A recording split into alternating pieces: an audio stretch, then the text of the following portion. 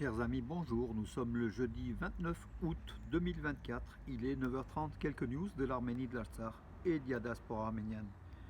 Tout d'abord, les Jeux paralympiques, la cérémonie d'ouverture des 17e Jeux paralympiques donc d'été de Paris 2024, hier soir, avec le défilé des délégations, des 158 délégations. Bien sûr, nous avions les yeux pour la France qui avait une grande délégation, mais surtout l'Arménie, avec seulement trois athlètes avec la porte-drapeau Greta Vartanian, l'haltérophile en fait, amputée des jambes, et qui prendra part au concours. Voilà, une petite délégation de l'Arménie, donc ils étaient 8 membres au total, donc, dont 3 sportifs, avec quelques drapeaux arméniens. Voilà, donc une entrée depuis les Champs-Élysées vers la place de la Concorde, surtout vers la place de la Concorde, où étaient réunis l'ensemble des délégations. Donc on a vu l'Arménie donc en entrée, et puis surtout on a vu aussi les caméras de télévision sur une dizaine de secondes s'arrêter sur la délégation de l'Arménie avec les drapeaux arméniens lors des discours donc officiels, voilà, du président du comité, donc Estanguet. C'est une bonne chose qu'on ait eu donc à peu près 1,2 milliard à 1,5 milliard téléspectateurs ont suivi cela, et qu'on ait vu les drapeaux de l'Arménie. Bien sûr, les Arméniens étaient bien moins nombreux que les Azéris. La délégation de l'Azerbaïdjan est à peu près une vingtaine de personnes, mais l'Arménie donc a eu la chance d'être sous les yeux de la caméra lors de ce direct, donc voilà, en mondial, tout simplement. Bravo. En tout cas, donc, des 3 athlètes demain soir, donc au lancer de poids, Sarkis Stepanian va tenter sa chance de conquérir une médaille pour l'Arménie.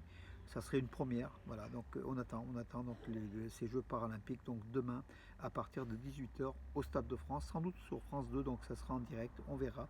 En tout cas, on souhaite une bonne chance à cette équipe d'Arménie paralympique, voilà, avec Sarkis Stepanian au lancer de poids, Sempat Karapetian en course fauteuil roulant, et Greta Vartanian, comme je l'ai dit tout à l'heure, la porte-drapeau, l'haltérophile, la charmante haltérophile qui avait toujours le sourire en fait.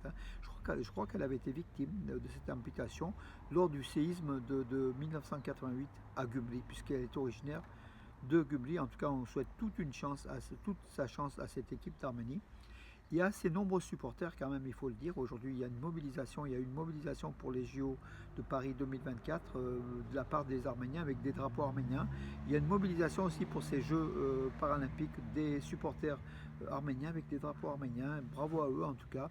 Ce que je constate, c'est qu'il y a effectivement un engouement donc pour soutenir cette équipe d'Arménie à Paris, au cœur de la capitale du monde, voilà, la plus belle ville du monde. En tout cas, on est fiers de cela. Bravo.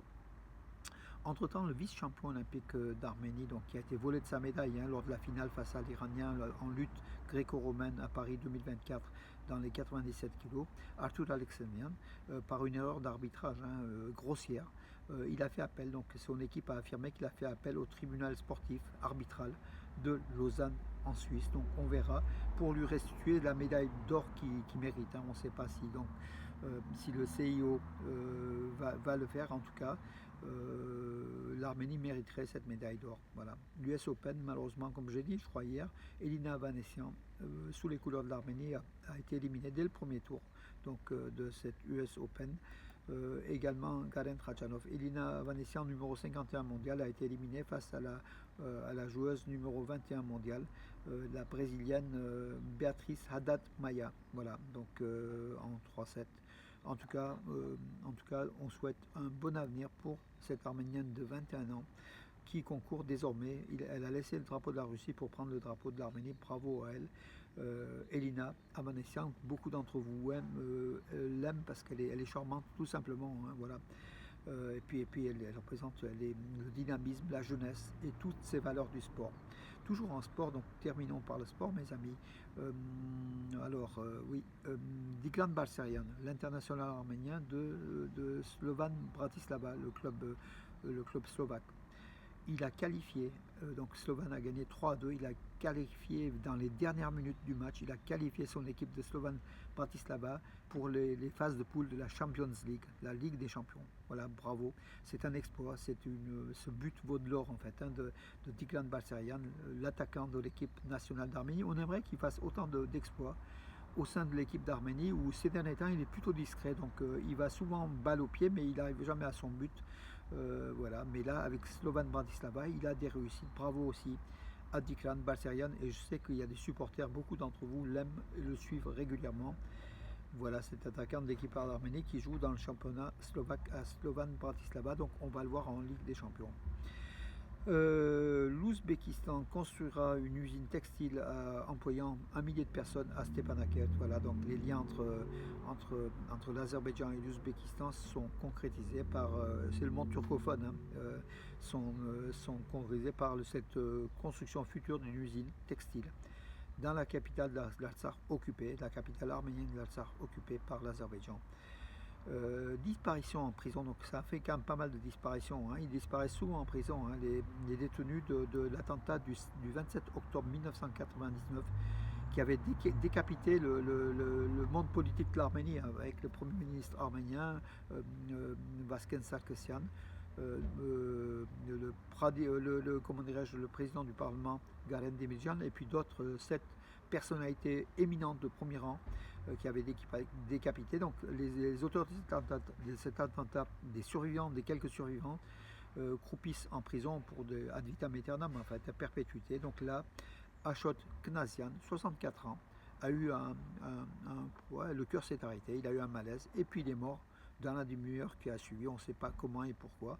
En tout cas, les témoins disparaissent, alors que les vrais commanditaires de cet attentat, sans doute Kocharian, sans doute Moscou, hein, voilà, puisque beaucoup d'éléments vont vers cela, ne sont pour l'instant pas condamnés ou réellement connus de façon sûre et certaine.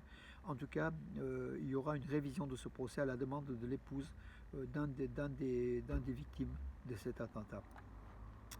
La population donc, de l'Arménie, des 3 régions frontalières de l'Arménie, donc Geralkunik, Vayotsor et Syunik, frontalière de l'Azerbaïdjan, a diminué au cours des 5 dernières années de 40 000 personnes. C'est beaucoup, voilà, donc 40 000 personnes. C'est le fait de l'insécurité aux frontières de l'Arménie, bien sûr, mais c'est peut-être aussi l'exode rural, hein. Les gens préfèrent venir à Yerevan ou dans les grandes villes pour trouver un emploi beaucoup plus facile que de cultiver ou d'élever ces terres ou d'élever du bétail aux frontières de l'Arménie. En tout cas, le gouvernement Pachinian fait tout pour repeupler ces régions frontalière de l'Arménie, qui est la région du Davouch, la région du Geralkunik, la région de Vayotsor et la région du Syunik. Des 4 régions frontalières de l'Arménie avec l'Azerbaïdjan, 3 donc ont été dépeuplées de 40 000 personnes. C'est quand même pas mal, surtout que la population totale de ces 3 régions réunies représentait, je vais vous le dire, 230 000 personnes. Voilà, 230 000 personnes. Non, plus que cela, parce que la région de Geralkunik était peuplée de 230 000 personnes. Elle a baissé quand même de 13 000 personnes donc, en 5 ans, ce qui est important. Voilà les conditions de vie. La région de Syunik, c'est 140 000 personnes qui vivaient il y a 5 ans. Aujourd'hui, c'est 120 000, donc 20 000 personnes de moins. Alors qu'il faut repeupler ces régions-là, c'est très très important pour l'Arménie. Alors, Nicole Pachinian a montré le plan de la cité académique, la cité des ingénieurs, en fait, un futur qui va prendre en place, voilà, avec des éléments importants, des académies, des universités, des centres d'ingénierie, beaucoup d'éléments, des centres de recherche, 8 universités internationales et privées, donc 8 universités publiques, des technologies vertes, donc beaucoup de choses, voilà. L'Arménie investit beaucoup et va encore investir beaucoup pour le développement de ce village, de cette cité académique qui est en dehors d'Erevan, hein. Voilà, donc une belle chose aussi, une belle réalisation qui va avoir lieu. Voilà mes amis, écoutez, j'ai fait le tour de l'actualité. En tout cas, on suivra donc cette équipe paralympique d'Arménie dès demain, donc avec Sarkis Stepanian en lancer de poids à 18 h.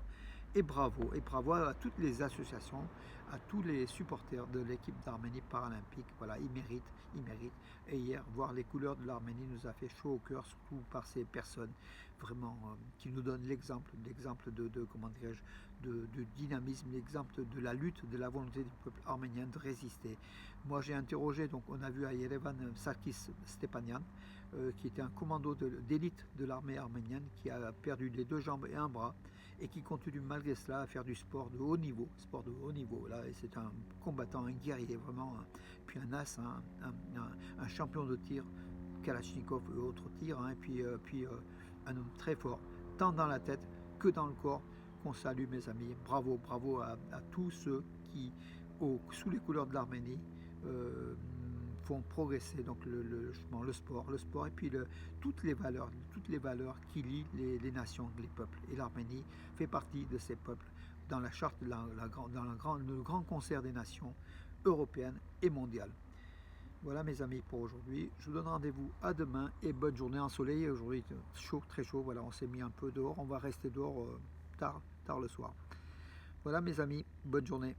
Et puis je salue aussi mes amis d'Itcheval. Donc hier réunion préparatoire du bureau d'Itcheval, donc avec Nathalie Ilioser, Rosov Ilioser, Viken Ilioser, Ashren, donc mon épouse, moi-même, Marie Ilioser, et puis quelques membres, donc à distance par téléphone, dont Garo, Arminé a été absente, en tout cas une bonne petite équipe qui prépare des plats culinaires arméniens qui seront servis, le sarma, le feuille de vigne bien sûr, puis des börek, tout ce qui est traditionnel et que vous aimez mes amis, qui vont être servis le samedi 14 septembre de 9h jusqu'à 14h, place Saint-Jean à Valence, lors de la fête des villes jumelles, le marché du jumelage en fait, avec Itcheval qui représente Valence, mais le lien avec Itchevan, dont le nom Itchevan et Valence. Voilà, bravo à cette équipe dont j'en suis aussi membre. Je suis membre de cette équipe qui est là pour l'Arménie, mes amis, parce que les bénéfices de cette journée seront versés à des œuvres au profit d'Itchevan, et on l'a déjà fait l'an dernier en accueillant le groupe de télévision de Tabouche TV pour de l'information au niveau de Valence, mais aussi de l'information au niveau de la région de Tabouche, ici en France, ici à Valence. Bravo à tous ceux qui ont contribué à cela. Bravo à Georges Rascan, l'adjoint au maire de Valence, qui est l'un de nos plus fidèles soutiens, et avec aussi le maire de Valence, Nicolas d'Aragon. Mes amis, vive l'Arménie, vive la France, vive l'amitié franco-arménienne, et puis vive le peuple arménien, tant d'Arménie que de la planète, mes amis.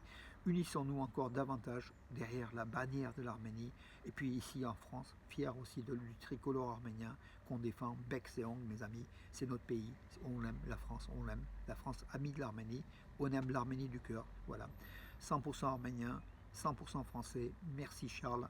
Merci Charles Aznavour, dont hier, encore une fois, l'une de ses chansons est passée donc en direct lors des cérémonies d'ouverture de ces 17e Jeux panarméniens, non, c'est bientôt des Jeux paralympiques. Voilà, bravo.